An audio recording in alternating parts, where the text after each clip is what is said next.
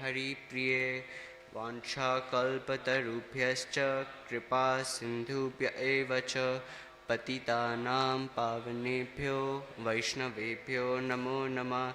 जय श्री कृष्ण चैतन्य प्रभु नित्यानंद श्री अद्वैत गदाधर श्रीवासदि गौर भक्तवृंद। हरे कृष्णा कृष्णा कृष्णा हरे हरे, हरे राम राम राम हरे हरे।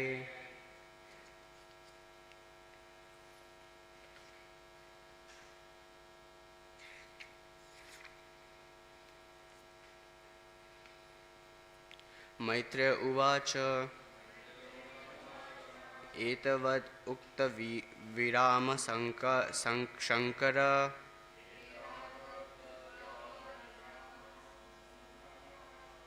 पत्ने अग्ननाशं हि अभयात् चिन्तयन्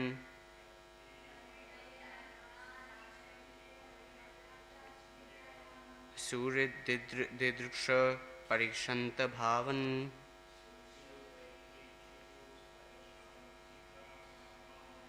निष्क्रमाति निर्वन्ति द्विधा स च। मैत्रेय उवाच एतवाद उक्त विराम शंकर पत्ने अंगनाशं हि अभयत्र चिन्तयन् सूर्यदिदृक्ष परिशान्तिता भावान् निष्क्रमाति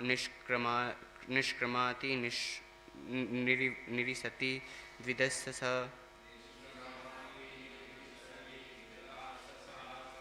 मैत्रेय उवाच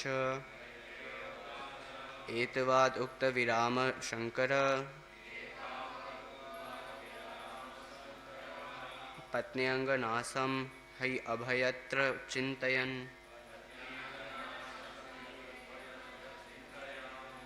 सूर्यदिदृक्ष परिशान्तिता भावान्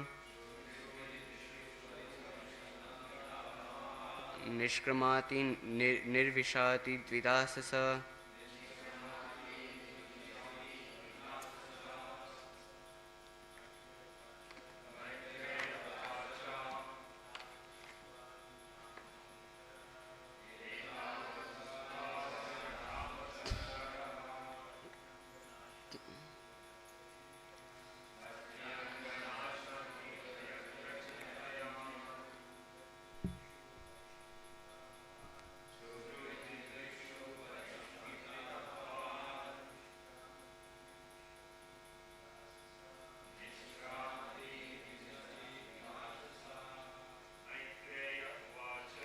मैत्रेय उवाच एतावत् उक्त विराम शंकरः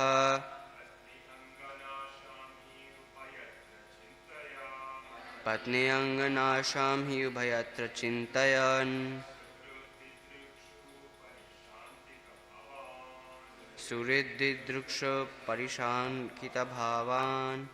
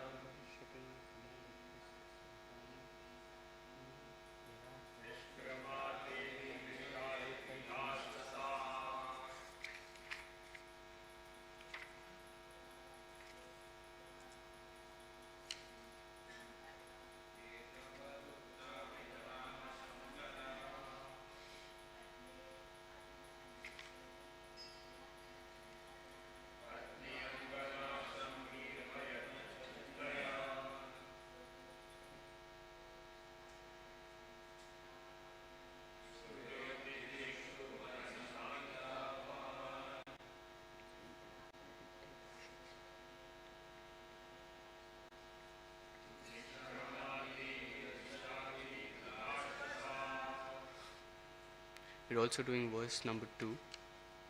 So let's do that also quickly. Suridriksha pratigata dharmana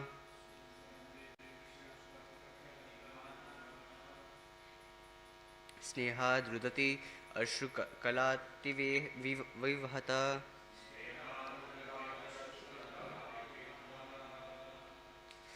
भवां Bhavani Apriti पुरुषं रुष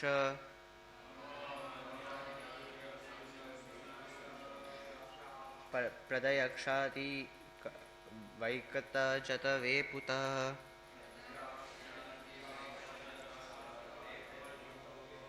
सूर्यदिदीक्ष प्रति गता दुर्मनः स्नेहाद्रुदति अश्रुकलाति विहेवल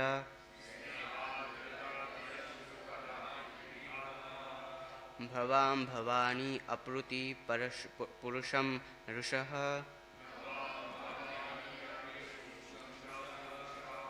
प्रद्यक्षाति वैक्षिता जता वेपुतः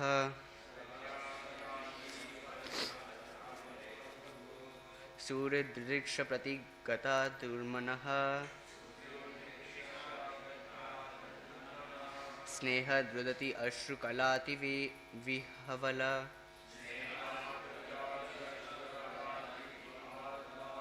भवां भवानी अपृति पुरुषं रुषः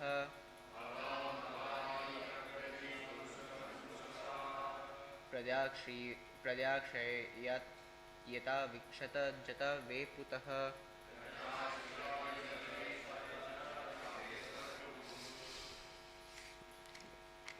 So we'll read the verse meaning by meaning. Maitreya Vacha, Maitreya said, Etavat so much, Ukta after speaking, Virama was silent. Shankara, Lord Shiva, Patni Anga, Nasam, the destruction of the body of his wife. He sins. Ubhayatra in both cases. Chintayan understanding. Surid Didrukshaha, being anxious to see her relatives. Parisankitaha, being afraid. Bhavat, of Shivji. Nishkramanti, moving out. Nirvishati, moving in. Dvida, divided. Asha was Sa, she Sati. The sage Maitreya said, Lord Shiva was silent after speaking to Sati, seeing her between decisions. Sati was very much anxious to see her relatives at her father's house, but at the same time she was afraid of Lord Shiva's warning. Her mind unsettled, she moved in and out of the room as a swing moves this way and that. Sati's mind was divided about whether to go to her father's house or obey the orders of Lord Shivji. The struggle between the two decisions was so strong that she was pushed from one side of the room to another, and she began to move just like a pendulum of a clock. Surid Didiksha, of the desires to see her relatives. Pratigataha, the prevention. Dharmana, feeling sorry. Snehat, from affection. Rudanti, crying. Arshu Kala, by drops of tears. Ativihala, very much afflicted. Bhavam, Lord Shiva. Bhavani, Sati. Aprati Purusham, without an equal or rival. Rusha, with anger. Pradakshayati, to blast. Iva, as if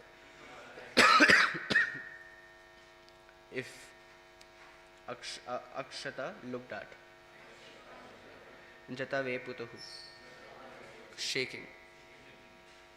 Sati felt sorry at being forbidden to go to see her relatives at her father's house, and due to affection for them, tears fell from her eyes. Shaking and very much afflicted, she looked at her uncommon, uncommon husband, Lord Shiva, as if she were going to blast him with her vision. The word Aprita Purusham used in this verse means one who has no equal. Lord Shiva has no equal in the material world in regard to equality towards everyone. His wife Sati knew that her husband was equal towards everyone. So why in this case was he so unkind to his wife that he did not allow her to go to her father's house? This distressed her more than she could tolerate, and she looked at her husband as if she were ready to blast him with his vision. In with her vision. In other words, since Lord Shiva is the Atma, Shiva also means Atma. It is indicated here that Sati was prepared to commit suicide. Another meaning of this word, Apratipurusha, is the personality who has no rival. Since Lord Shiva could not be persuaded to give her permission, Sati took shelter of a woman's last weapon, weeping, which forces a husband to agree to the proposal of his wife.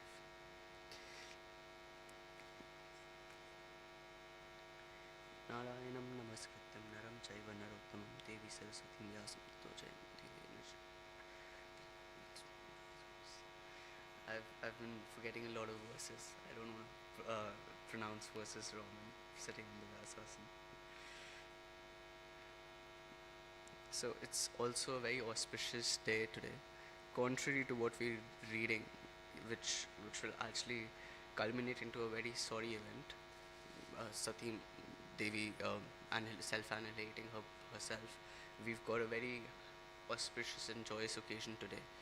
From I often feel that first few months of the year are more dedicated towards God Leela, whereas the middle months are more dedicated to Bhagavatam or Krishna Leela, and the last few months are more dedicated towards Ram Leela, because we see Advaita Saptami, Gaur Purnima, Nityanand Tridashi happening February, March, and then we see Bhadra coming and Lord Krishna's appearance day, Radha Ashtami, Balram Purnima, Jhulan Yatra, so all Krishna's pastimes, and then we see Dashera, Diwali, and everyone is in that Lord Ram's mood and worshipping Lord Ram's and listening to his qualities. So today is an appearance day of a very important and prominent personality, Sri Advaita Acharya, and it's his appearance day. It's Advaita Saptami, Advaita Acharya Ki Jai. So we'll be discussing this shloka very briefly, and we'll be focusing more on glories of Advaita Acharya. I bow down at your lotus feet because I'm very unprepared today. I haven't prepared much, so please empower and pray to Gopinath that I'm able to serve everyone by saying something. So here let's quickly discuss the shloka first, and then we'll go to Lord Advaita Acharya's pastimes. So here we see that Sati it's hard for her to take a decision because she tried convincing her husband, but her husband is not giving her permission. Now she is in a dilemma because she doesn't want to go against her husband's wishes, but she also wants to go and meet her relatives. And we see a similar kind of a situation which we face almost a lot of times in our spiritual life, where we have desires where we want to enjoy, but then the rules or the regulative principles or the intelligence which we acquired from this shastric study don't permit us or restrict us in enjoying in a free way. So we see that Lord Shiva is acting like a guru here, and he's trying to he's not giving his permission to Sati because he knows that if Sati goes, what the situations and what situations would lead to, what circumstances the situation would lead to. So here it's actually in a very funny way. It said that Prabhupada is saying that she began to move just like a pendulum of a clock, because that's what when anxiety happens, when we're in anxiety, we walk to and fro because it helps us kind of distract ourselves from the situation we want to deal with.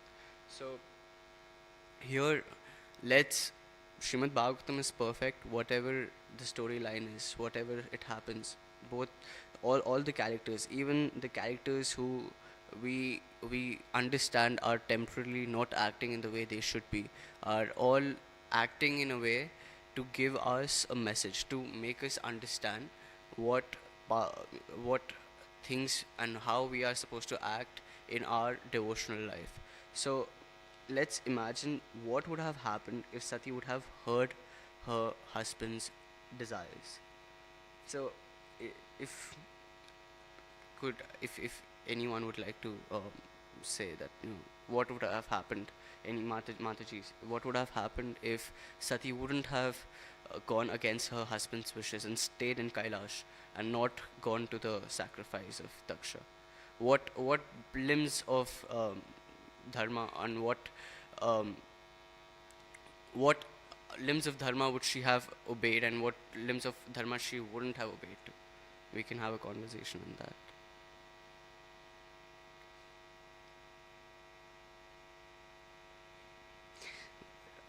Anyone? See, it's said that every day Kamsai Prabhu also recites that verse before chanting. Bahujanma kare yadi Shravana Kirtan Taputana Pai Krishna Prematan.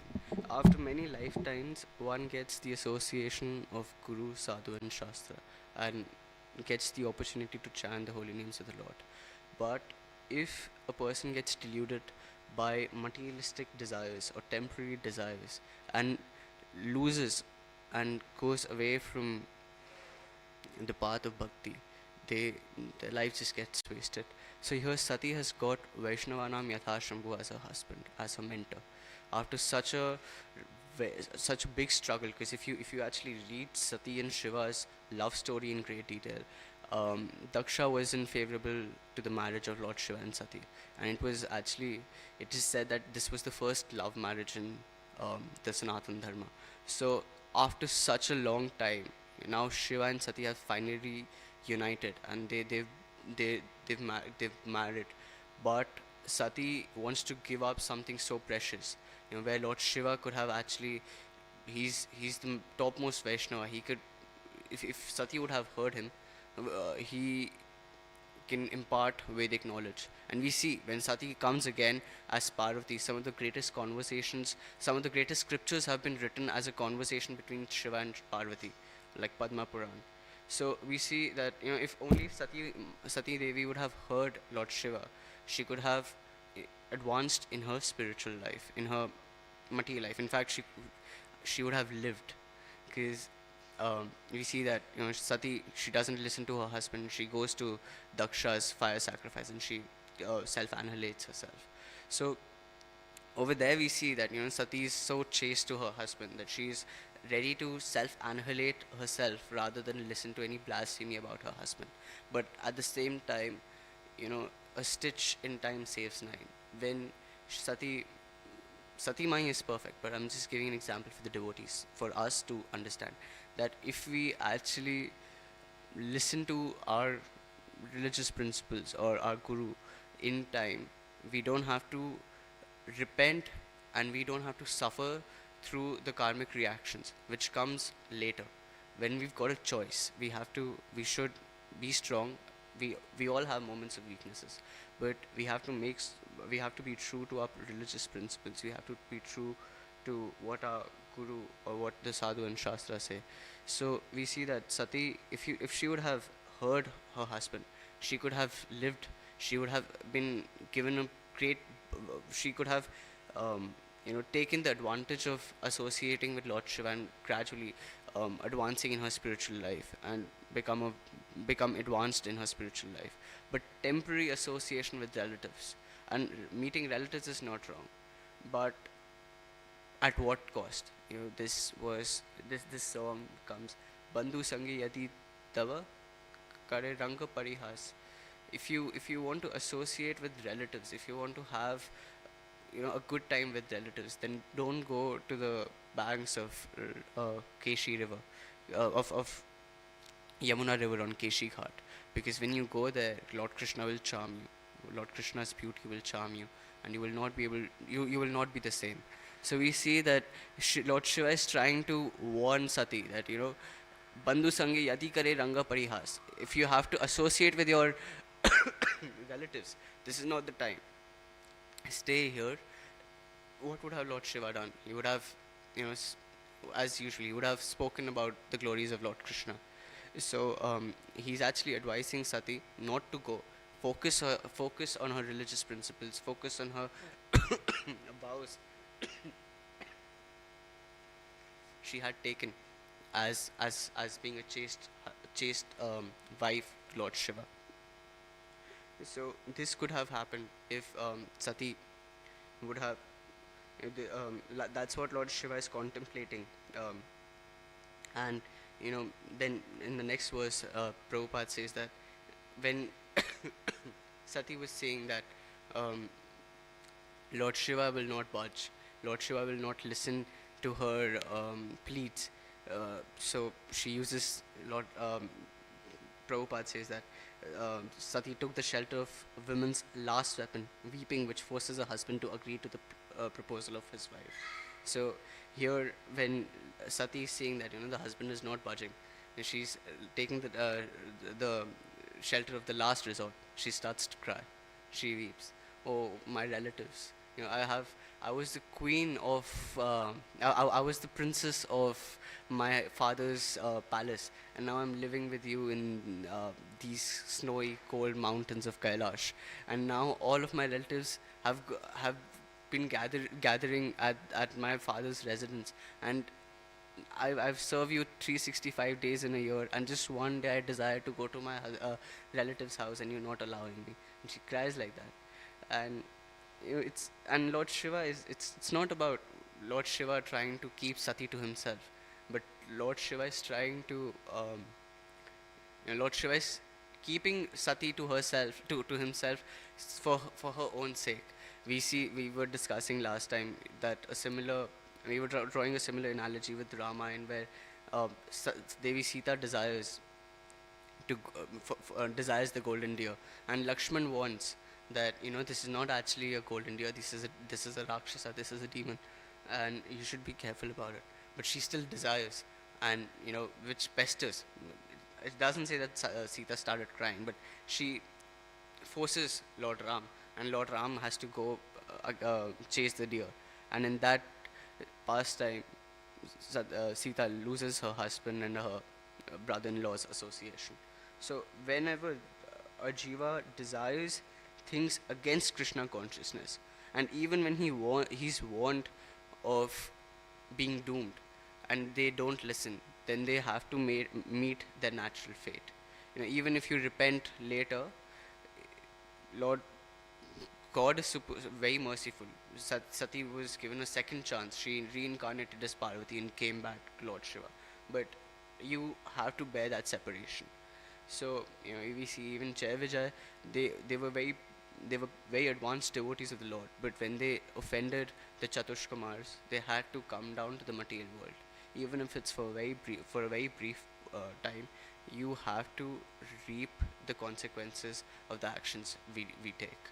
So Sati, she'll go to the um, sacrificial arena, and in the verses ahead we'll see how she meets she experiences that all the cold attitude of all her relatives, even though her mother and her sisters want to meet, but due to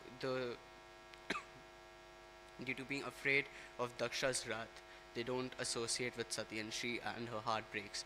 And then Daksha starts blaspheming Lord Shiva, which she cannot bear to listen, and she self-annihilates herself. So a lesson very prominently, very briefly, what we can learn is that we have to be very careful of our decisions we make. When we know the consequences of something, and if it's avoidable, how we can avoid that in our life, and how we can be more you know, in those moments of weaknesses, we can through our intelligence we can convince our mind. In Manha Shiksha, we can convince our mind and get them back on track of devotional service. So that's, I think we should focus more, because it's 8:25. We should now start about start talking about the most auspicious day we have today, which is Advaita Saptami. And in fact, Advaita Acharya and Lord Shiva very interlinked because um, Advaita Prabhu Advaita Acharya is also an incarnation of Sadashiv. He's a combined incarnation of Mahavishnu and Sadashiv. So we see that in Kali Yuga there are a lot of mixed incarnations, combined incarnations. Why do you think that is there? Because we see, in Treta, when Lord Ram incarnates, he's Lord Ram. He's not merged with Sita. He's not merged with, he's Narayan, so he's not merged with Lakshmi. We see that in Dwapar, Krishna and Radharani, they appear separately, but in Gaur Leela we see Narad Muni merging, Narad Muni coming as Srivas, Chaitanya Mahaprabhu merging, Radha and Krishna are merged into one and appear as Chaitanya Mahaprabhu, Sadashiv and Mahavishnu, Harihar merging into one and coming as Advaita Acharya. Why is that? Because the desperation in these divine personalities, in these personalities to save the entities of the Kali Yuga is so much that they don't even care about taking separate incarnations. They just want to come save us. That's what we see Advaita Acharya when he used to call to Krishna. He would, it said Hunkar, Hunkrita in Advaita Ashtakam, and it said that he used to scream, and that scream was not just loud enough in as far as the decibels are concerned, but it was also a genuine cry. It was loud in the separation and in the urgency with which Advaita Acharya was calling um, Krishna, and it was so loud that it penetrated through the materialistic manifestation. It went to the spiritual world, and Lord Lord Krishna heard it. In fact, in later pastimes in Chaitanya Charitamrita, when Advaita Acharya, this is a very interesting pastime. I thought I'll say this in the end, but just to enforce this point, I'll narrate this pastime. That once Advaita Acharya always uh, had this vacancy that Mahaprabhu, because I'm elder to him in age, Mahaprabhu respects and regards me, but he does not chastise me. He does not show his compassion to me in a way. He doesn't treat me equal to him, or he to or um, treats me below him or inferior to him, because I'm his servant and Chaitanya Mahaprabhu is the master.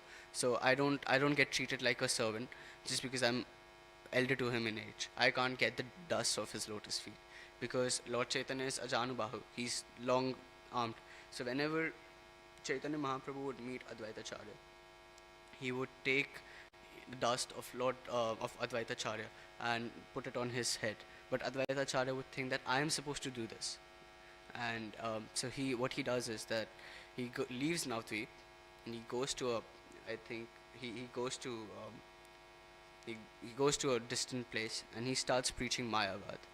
He propagates that all these pastimes the Lord exhibits in this material world, they are just there in the material world. But when you go to the spiritual world, these pastimes, everything just merges into the Brahman, and you just become one, and it's just Aham Brahmasmi, and he starts propagating that. And Lord Chaitanya Mahaprabhu hears these news about Advaita Acharya, but he doesn't believe them.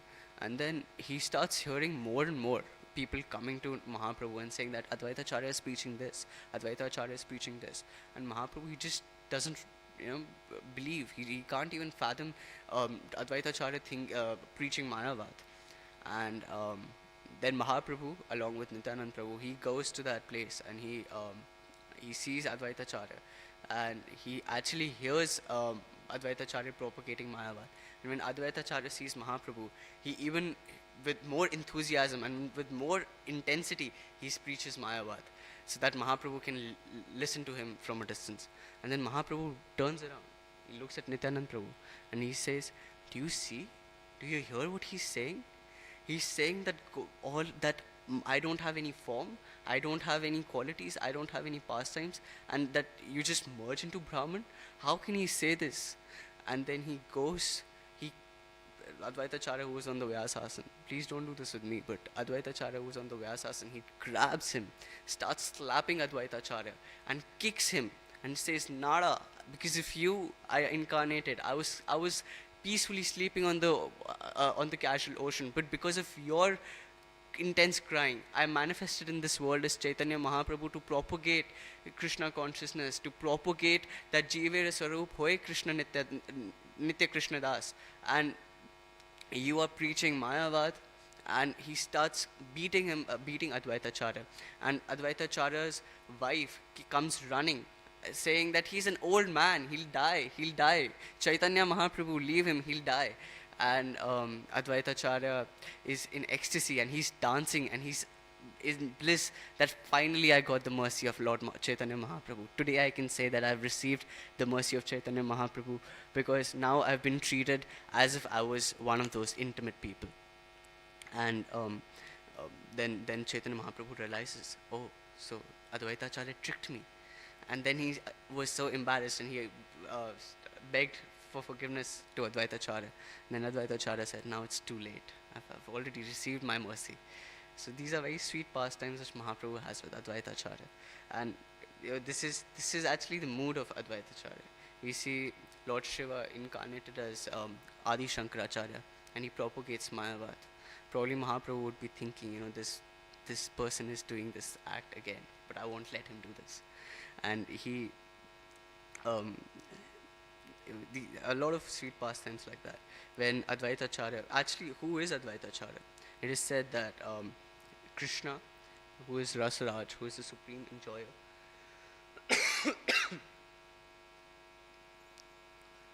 as the supreme enjoyer, he has unlimited pastimes. And then there are a lot of mellows, but 5 mellows, Shanta, Tasya, Sakhya, Vatsalya, and Madhurya, are described. And out of them, Krishna, Shanta is in the mood of passiveness. So in spiritual world, there is nothing jada, everything is chetan, everything has consciousness. So Krishna's dhoti has feelings, that today I've got this supreme opportunity to be tied around Krishna's legs. So the dhoti feels ecstasy like that. And that's why the dhoti is flying. We see that, when Gopinath is stressed, nothing, our clothes, are hanging the way they are. But when Gopinath's clothes are actually hanging and they're flying in the sky, because the clothes which Gopinath is wearing, they're feeling bliss that today they're actually dancing. That I've got the opportunity to adorn the beautiful form of the Lord. And Krishna's Bhushana Bhushana, that he actually purifies the ornaments and the clothing which he wears. He purifies those ornaments and clothings rather than the ornaments and clothing purifying him. So the clothes are dancing in the air. So that is passive. The clothes are actually Chetan, and these are eminent personalities. In fact, they're incarnations of Balram, serving the Lord in the mood of passive bhava. So then higher than that is Dasya. We see in Vaikuntha, Jaya and Vijaya have this mood to serve the Lord in Dasya. There are no parents of Mahavishnu. Everyone is seeing Vishnu as supreme God, and themselves as being servants of the Lord. And then there's Sakhya, Krishna's friends, Stoka Krishna, Madhumangal, Subal Sakha, all these friends of Krishna. And then Vatsalya, Yashodamai, Kaushalya Devi, and Devaki, Shachi Mata. They have the mood of parental love for the Lord. And then the supreme, highest of them is Madhurya Ras, which is experienced by the gopis of Vrindavan and Srimati Radharani. And Radharani, and when Krishna is enjoying that Madhurya Rasa, when he's having that Ras Leela, he's incarnating himself. And those incarnations look exactly like the Supreme Personality of Godhead. They wear the same, if they can wear different colors of dhotis, but it is said that they look exactly the same. They are full in potency, but there's a difference. If we ever get the opportunity to have that glimpse of the Rasa Leela, we'll see that Krishna is dancing with all the gopis. But who is Swayam Bhagwan Krishna? Who is the actual root of those, of all those incarnations. These incarnations are called Swayam Prakash. And then these Swayam Prakash, um, I'm going into technicalities, and I'm afraid that I might do some, might commit some mistakes. So, senior devotees, please feel free to stop me there and then and correct me. So um, these forms of Krishna are called Swayam Prakash, where they are exactly like Krishna, and they are doing the same pastime. So Krishna is incarnating with 8 billion gopis, and he's dancing, and the original Krishna is dancing with Srimati Radharani. So if you have to see who is the root cause of all these Krishnas, we can see the Krishna which is dancing with Srimati Radharani is the fountainhead of all these incarnations. So the Krishna and who are gopis? Gopis are expansions of Srimati Radharani. So expansions are dancing with expansions, but the root cause, the Moola Vigraha, are dancing together. So Swayam Prakash, they look exactly like Krishna. They'll do same pastimes as Krishna, and they'll also have the peacock feather. But then they would have the same mood. They would have the same mood as Krishna. But then there is Prabhav Prakash, incarnation of the Lord, where they are incarnations of God. They're incarnations of Krishna, but they might have a different mood. They might even look differently. For example, Balram. We see that Balram, who's the Prabhav, who's the first who's the first incarnation of Krishna. He's um, he's a Prabhav Prakash, where he has the different skin color. He is whitish in complexion, and he has a different mood. He's in the mood of service. He's in Sevya Abhiman, whereas the Lord is in um, no, he's in Sevak Abhiman, and the Lord is in Sevya Abhiman. That I'm the object of service, and Balram is in the mood that I am the servant.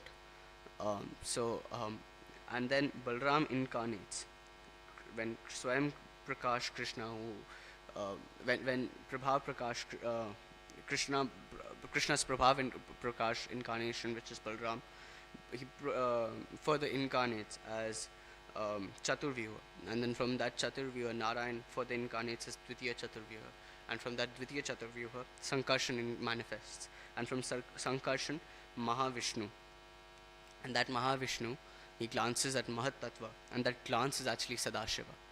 And then, so we're getting to what Advaita, who Advaita Acharya actually is. So, Mahat Tattva, and then he impregnates all the jivas who have karmas from the previous creation. He impregnates them. He activates time. He activates kala, and that's how the creation begins. So, am I right so far, Kamsari Prabhu?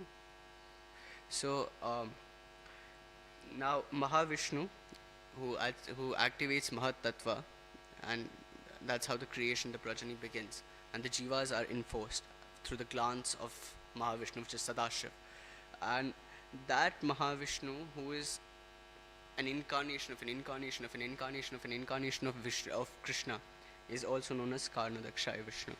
And that Karnadakshaya Vishnu, who is the supreme cause of all the creation, as far as we can date back in history, I don't think we can go any beyond than creation.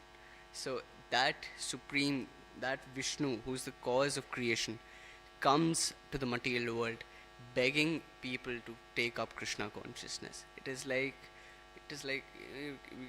In fact, Vishnu is atulniya. You can't give a comparison. I was about to say it's like Jeff Bezos coming to Dharavi and begging for coins, but even that's a poor analogy. It's like Mahavishnu, the supreme cause of creation, coming to the material world in the worst of age, Kali Yuga, not even in Satya Treta Dwapar. He's coming in Kali Yuga, and combined with his own glance, Lord Sadashiva, who's non-different, Hari and Hara coming together, and calling out to the Lord for whom? For the suffering of us insignificant jivas. If you actually see what is our contribution in the entire creation, it's like a popcorn, pop and pop. We just come, take birth, do all sorts of nonsense what we have to do, and then just die. And for us insignificant jivas, Sadashiv and Mahavishnu is coming. And that Mahavishnu is incarnating as Advaitacharya, begging everyone with Nityanand Prabhu and with other associates. He's going to doorsteps and he's telling them, chant the names of Krishna, and he's dancing in the congregational chanting of the holy names. And so we've spoken about what what's the position of Mahavishnu, but Advaitacharya is also an incarnation of Sadashiva. We see that Krishna's one name of Krishna is Natavar, and one name of Lord Shiva is Nataraj, because Lord Shiva does the cosmic dance of destruction.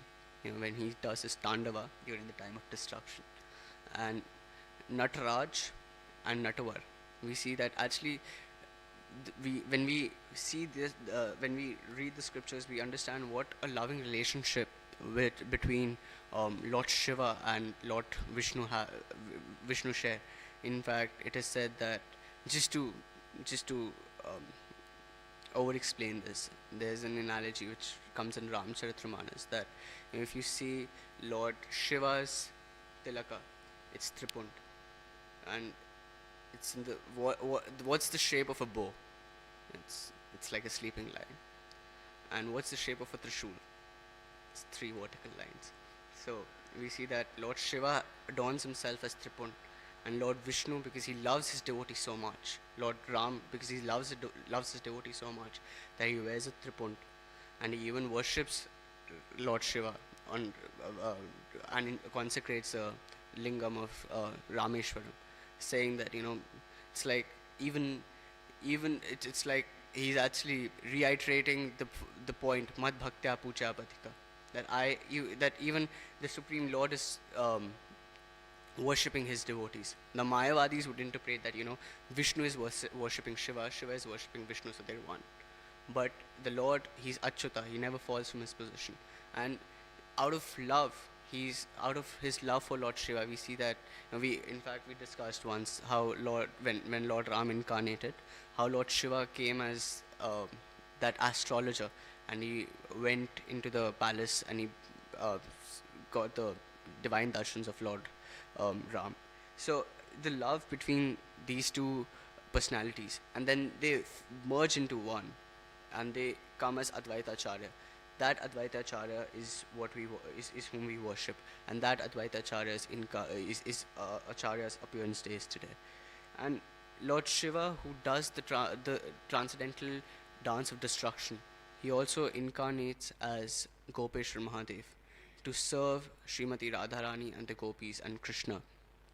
And he's Vrindavan March. He's the gatekeeper. He's the doorkeeper of the Rasasthali. He also, in fact, I was listening to this lecture of Radhanath Swami, and he was saying that he also incarnates as a gopa to dance with Krishna and his sakhas. I was thinking that it's like how Balram serves Krishna in Sakhya, Vatsalya, Shanta, Dasya, Madhurya. Even Lord Shiva is trying to get a glimpse of Krishna when he's enjoying different rasas. When Krishna was was in his childhood, Lord Shiva came to Gokul to experience the beautiful pastimes of baby Krishna with Yashoda Mai, to experience the Vatsalya ras. He's actually a very good observer. He's got three eyes. That actually shows us that it's very important to actually see. We see Srimad Bhagavatam, we see Krishna's pastimes through our ears, and so he witnesses all the pastimes. He doesn't want to lose even a single aspect. In fact, this story comes that Lord Shiva tells Sati that I'm going on a vacation very soon because Treta Yuga is coming. Lord Ram will incarnate, so I'm going on a vacation for 11,000 years. So you live without me. You live with Nandi Bringi in Kailash. I'm incarnating as Hanuman. And then Sati says, what will I do without you? So Lord Shiva said, I can't carry the burden of having a wife with me because I want to serve Lord Ram. I'll be jumping through continents, and I don't want through countries, and I don't want to be disturbed. So then Sati says, I've heard that monkeys are very attached to their tails. So I know you're a brahmachari, but can I become the tail? So I'll become the tail and I'll accompany you because I can't bear your separation. And So when Hanuman incarnates, when Shiva incarnates as Hanuman, Parvati or Sati incarnates as the tail of Hanuman, and um, this couple is always engaged in serving the Supreme Personality of Godhead. So coming back to this, that Krishna's childhood pastimes were experienced by um, Lord Shiva, and then his Sakhya pastimes are experienced by Lord Shiva when he's incarnating as a Gopa to dance with with the Gopas of Vraj. And this dance is not like the cosmic destructive dance. It's a playful dance when Krishna and Balram they try to imitate the peacocks. When Subal Sakha and other Sakhas are trying to imitate the other birds and the deers, then Lord Shiva is incarnating as a Gopa to have playful pastimes with Lord Shiva, with Lord Krishna. And then when we see that Krishna, when he further incarnates, when he further is enjoying the Madhurya Rasa, Lord Shiva incarnates as Gopeshwar Mahadev. In that Rasasthali, Lord Shiva wears a gopi dress, and or his matted hair are now braided in beautiful, what Mataji is, veni. So in that beautiful veni, and that moon is now hidden somewhere hidden, and it has become like a matha patti on Lord Shiva's head, and then all the gopis are seeing. No gopi ever went to the gym. Where has this tall, bulky, jacked gopi come from? And they see that it's not gopi, it's Gopishwar. And then Krishna says that he's pure devotee of mine. He's Nataraj, and he's actually my dance teacher. I take dance lessons from him, and then he gets the benediction of being the Kshetrapal, or of being the Dham Maj, the Gopeshwar Mahadev we worship today. So we see the eagerness of Lord Shiva to associate and to take part in Krishna's pastimes. And that's what we see, that when Mahavishnu is incarnating as Advaita Acharya, Lord Shiva's desperation to participate in Gaur Leela, that he's coming and merging into one, and he's taking an incarnation of combined Harihar combined, and now that's Mahavishnu who's the source of all the Vishnu incarnations. And we've got Lord Shiva, who's Vaishnavanam Yatha Shambhu, who has the desperation, who has the love for Lord Krishna infused into one. And now when this Advaita Acharya calls out Hari, Hari, and when he calls out for Krishna, then Krishna incarnates as Chaitanya Mahaprabhu. So he's one of the fountain reasons why Chaitanya Mahaprabhu incarnates, because of Advaita Acharya's compassion on us living entities. So we've still got 10 minutes. We can discuss some pastimes. Now, he tries to taste his own sweetness, but he cannot do so without accepting the emotion of a devotee. This is a translation to Swamadhurya aswadite karena yatena bhakti bhava vina nahe tyaha aswadana. I'm reading this verse in a wrong chronology, but anyway, the Mula Bhakta Avatara Sri Sankarshana Bhakta Avatara Tahi Advaita Ganana.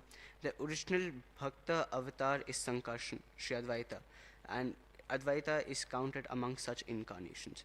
There is also a Bhakta Avatar. In fact, the problem with us jivas is that we, being the supreme servants, want to enjoy, and the Lord, being the supreme enjoyer, wants to become the supreme servant. We see that Lord incarnates, he takes certain incarnations as Bhakta avatars, where he's serving, where he's showing how service is done.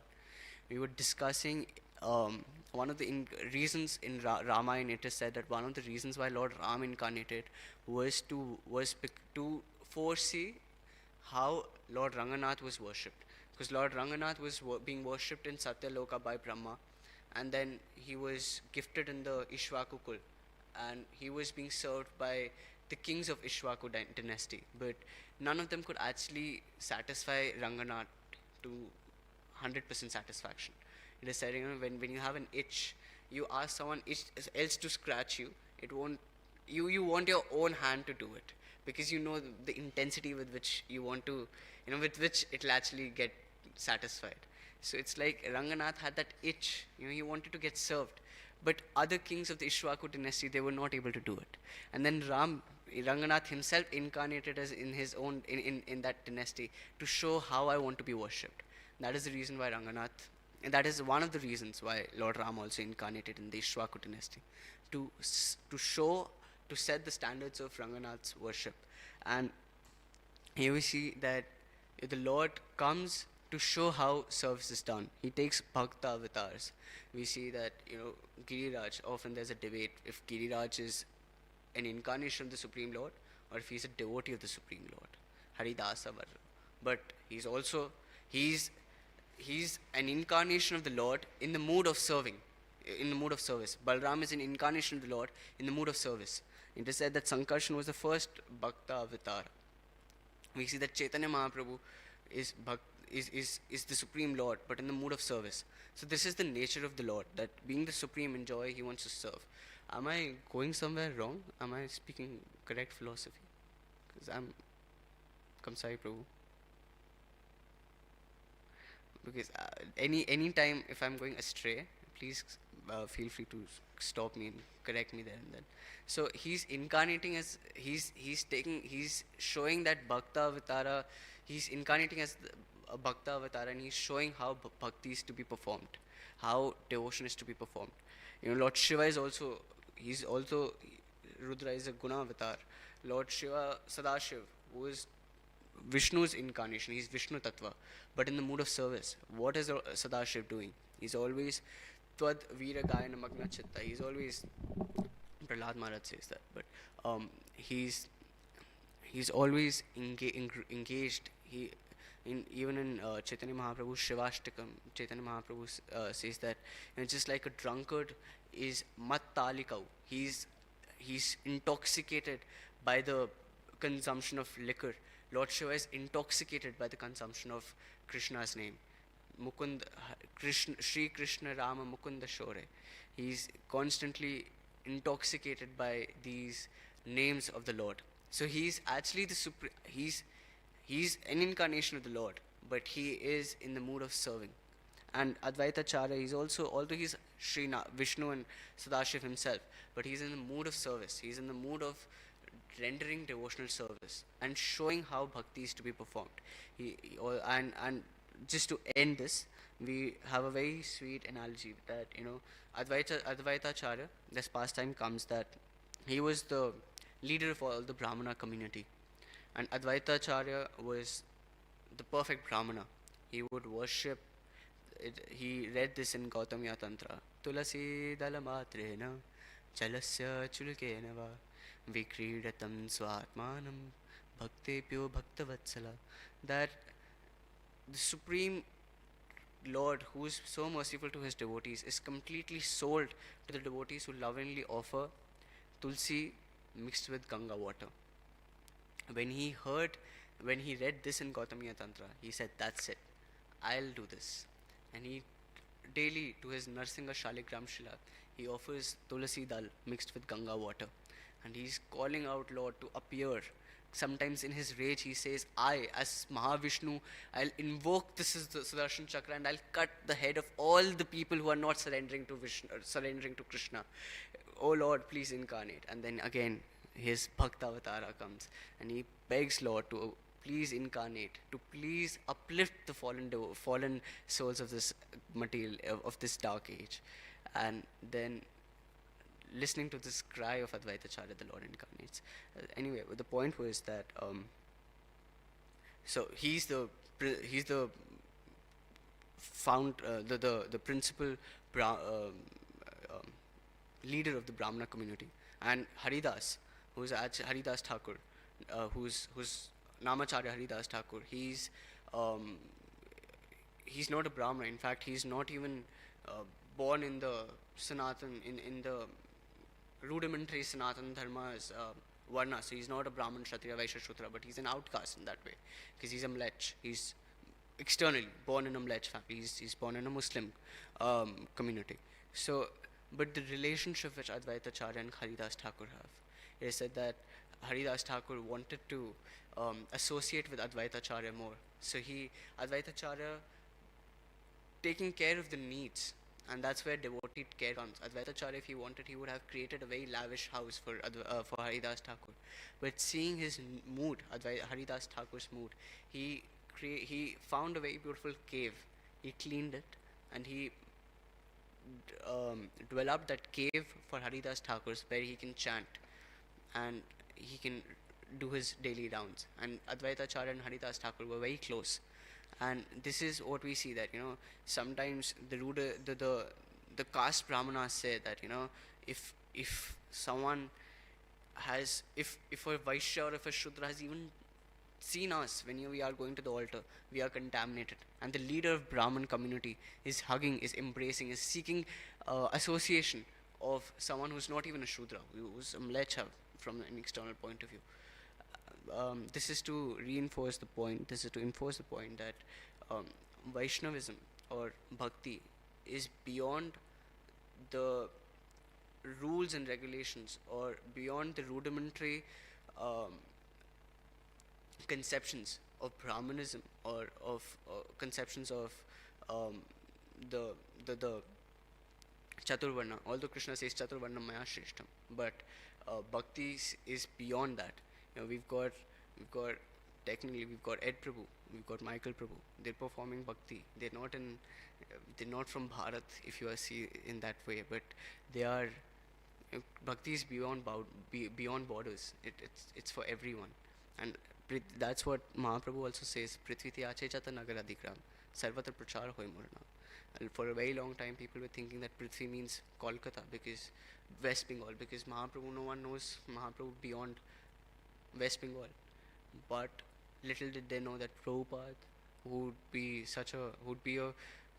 the commander of Lord Chaitanya Mahaprabhu's army, would propagate Lord Chaitanya Mahaprabhu, Lord Advaita Acharya's message across the entire globe, and he'll actually make this verse of Sri Chaitanya Charitamrita true, and this saying of Lord Chaitanya Mahaprabhu's true, where everyone beyond borders, beyond whether they're black, white, brown, red, yellow, orange, whatever color, they are all in the color of Krishna consciousness. They're all mattalikau, intoxicated in the names, or in the chanting of the holy names. It's already time, but I was just trying to get to this pastime where I'll just briefly say that it was where it was Advaita Acharya was performing his Shraddha, and the Shraddha Patra was supposed to be given to the, in those times, whoever was given the Shraddha Patra was supposed to be considered very important. Shraddha Patra is basically the one who's fed first, and all the Brahmanas were aspiring to get the Shraddha Patra from the leader of the Brahmana community. And Advaita Acharya gave the Shraddha Patra to Haridas Thakur, and Haridas Thakur was embarrassed. He was saying that I'm not even a Brahmana. I'm not qualified. I'm not even qualified to be here. But you forced me. By your mercy, I'm here. And now you regarding me with this Shraddha Patra. And Advaita Acharya says that if I feed you, I fed all the Brahmanas of the entire creation. Please, O Advaita of Haridas Thakur, you are the supreme, you are the Namacharya, you are the devotee of the Lord. So only if I am able to satisfy you, the Lord will be satisfied. And Advaita Acharya gives the Shraddha Patra to Haridas Thakur. And this is the sweet pastimes of Advaita Acharya. Lord Shiva is known to do these revolutionary tasks, whether it's drinking the poison, whether it's all the devtas, they are wearing Udra Pundrak, and they're like proper Vaishnavas. But Lord Shiva is wearing, if I get ashes from dead bodies to the temple, I'll be kicked out. It's muchi. You're not supposed to get this to the temple. And wearing snakes, scorpions as earrings, Gajacharma as to cover yourself. If I get in many South Indian temples, they ask you to remove the belt or the shoes you're wearing. The belt, because it's made of leather. It's muchi. But Lord Shiva is adorning himself with Gajacharma, with Mrigacharma. and he's doing these revolutionary tasks. Externally, if someone sees Lord Shiva, no one will be able to say that he's a Vaishnava. He's a Vaishnava Nam Yatha Shambhu. They'll say he's Muchi, and that's what Daksha was saying. Daksha was so much engrossed in externals that he did not see what Lord Shiva was chanting throughout 24/7 in his heart, in his mind. In fact, even his neck is blue. Why is it blue? It's not because it was toxified by the halahal vish. It was because that bluish black Krishna resides in his throat 24/7.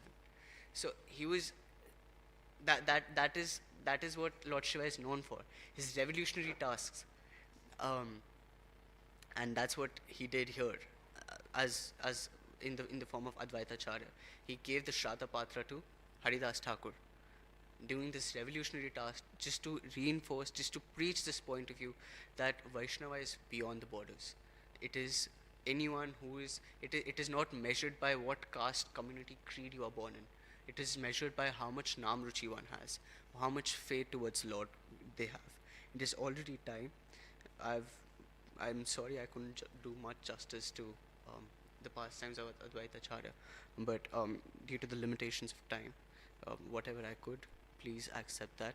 It's a very auspicious day today, where we can be in this mood of gratitude and of love towards Advaitacharya. If Advaitacharya wouldn't have been there, how would have we been able to get access to Lord Chaitanya Mahaprabhu's mood and Lord Chaitanya Mahaprabhu's sweet pastime with Advaitacharya?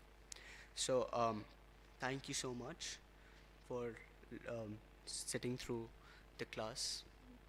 Any questions, comments, suggestions, feedback? Yes, sure, Prabhu. Bro, before have you heard of um, Vraj? There's a very famous person who's known to ask questions after in the end of when Radhanath Maharaj ends his class. I think it's Vraj Bihari or I'm forgetting his name right now, but he's known for that. Chowpatty congregation is known because of his questions and the intensity in which he asked these questions. I think ISKCON Sydney will very soon be famous because of you, because of the intensity and because of your consistency in asking questions to even a fallen soul like me. I just wanted to appreciate you on that.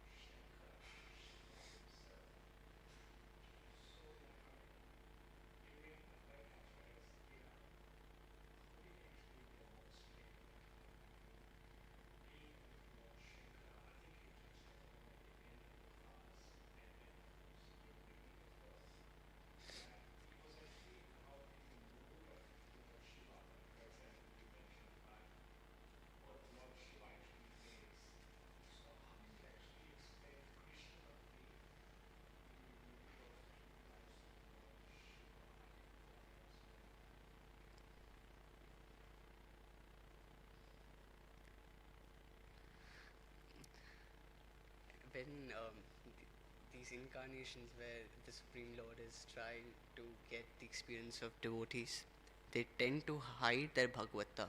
They tend to hide their divine qualities. We see that when Mahaprabhu would be referred as Narayan, your supreme personality, you call it. He would close his ears saying, Vishnu, Vishnu, Vishnu. I'm just a servant. I'm not the Supreme Lord. So these personalities, very rare cases, they actually reveal their actual form. We see that only during Mahaprakash Leela, or with Advaitacharya it is said that when Advaitacharya he would read Bhagavad Gita only through the conception that all the verses just preach bhakti, but then the verse where Lord Krishna is showing us Virat Purusha, not able to get the bhakti aspect of it, and then Krishna incarnates the Virat Swarupa. Mahaprabhu incarnates the Virat Swarupa and shows Advaitacharya.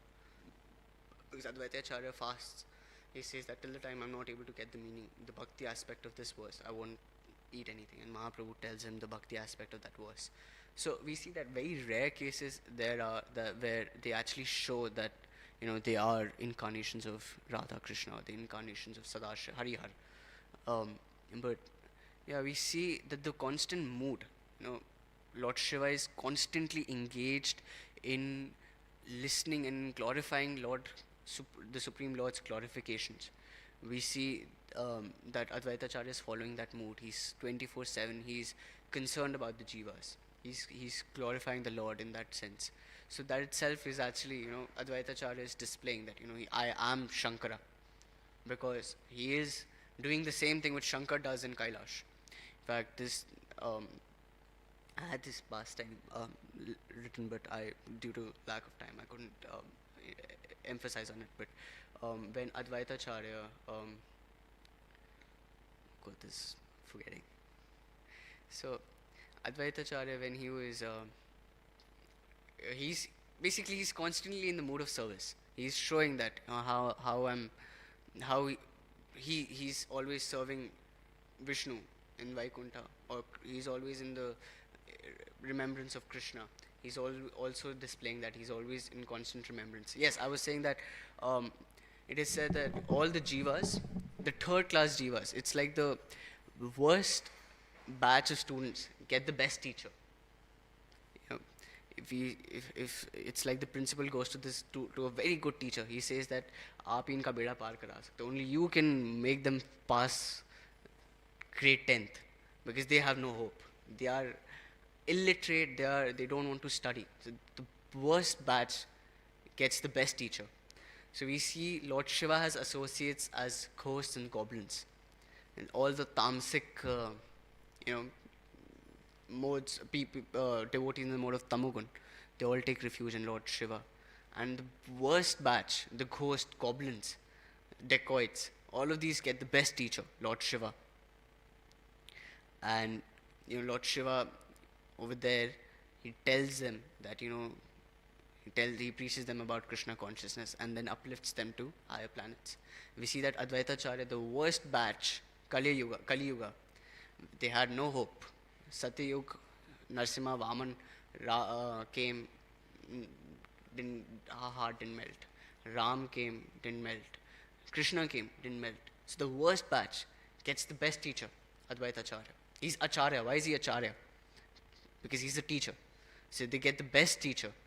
And that's actually a comparison. That's how Advaita Acharya is showing that, I am Shiva. He's doing what Lord Shiva does. And that's how we can understand. Does that answer your question? He's getting the best. As an Acharya, the worst batch is getting the best teacher, just so that we can uplift our consciousness and get into Krishna Bhakti and advance. Yeah. He's known to do these Herculean tasks, whether it is exemplary tasks. Vaishnavera Kriya Mudra Vignena Bhuja. It is very difficult to understand Shiva Tattva.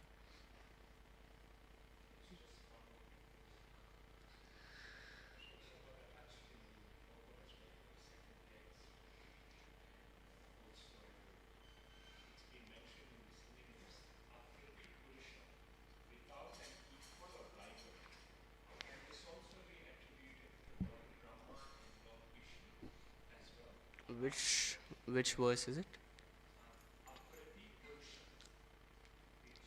Okay.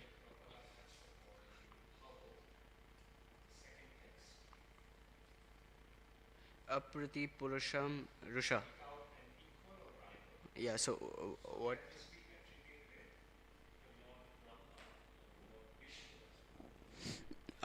Lord Shiva, because he's not different from Vishnu, and he's higher in terms of position and in terms of qualities than Brahma. So here it is just to say, because he's higher in position than Brahma, so that way he's Aprati Purusham, and he's not different from Vishnu. So there is no comparison with Shiva and Vishnu, because they're one in that way. Because Sadashiva is an incarnation. He's Vishnu Tattva. So that way, that's how I'll try to explain it. But I'll suggest you to take guidance from senior devotees. Just gone to take prasad now. But that's what my limited understanding is. That um, Brahma is actually, Shiva is higher in position than Brahma, and with Vishnu there is no comparison because Hari and Har. Okay, any other questions, comments? Welcome to Shri Shri Radha Gopinath Temple. Thank you so much for visiting. We just had a Bhagavatam class. We read scriptures every day from 8 to 9, and then after that it's open for darshan. So thank you so much. We hope that you have a good time in this temple. Any other questions, suggestions, comments? Okay, no one's there. Mataji, you have any questions? Okay. Grantraj Srimad Bhagavatam ki jai, Jagat Guru Srila Prabhupada ki jai, Advaitacharya ki jai, Mahadev ki jai. All glories.